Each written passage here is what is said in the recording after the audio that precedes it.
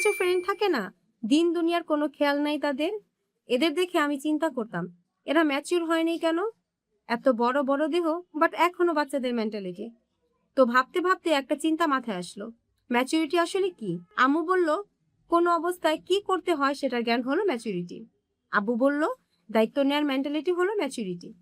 কিন্তু আমাদের এক দার্শনিক টিম মেম্বার বলল, seeing layers in reality is maturity. হ্যাঁ ভাই, মাথার উপর দিয়ে গেছে। তারপর আরেক জ্ঞানী ফ্রেন্ড এটার ব্যাখ্যা দিল, একটা যে কোনো অবস্থায় বা সিচুয়েশনে নানা রকম ব্যাখ্যা দেওয়া যায়। ধরো তুমি রাস্তায় একজন মহিলাকে বাচ্চা নিয়ে ভিক্ষা করতে দেখলা।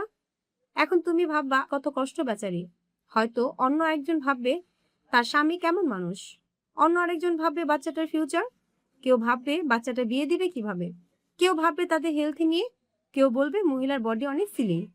এখন ম্যাচুরিটি মানে এই যে স্তরগুলো সবাই দেখে, এক একজনের দৃষ্টিভঙ্গি এক এক রকম। কিন্তু যদি তুমি একাই অনেকগুলো স্তর দেখতে পারো, তুমি সব সিচুয়েশন বিশ্লেষণ করতে পারবা, রাইট ডিসিশন নিতে পারবা, কোনো কিছু কেন হয়েছে কিভাবে হয়েছে সব বুঝতে পারবা।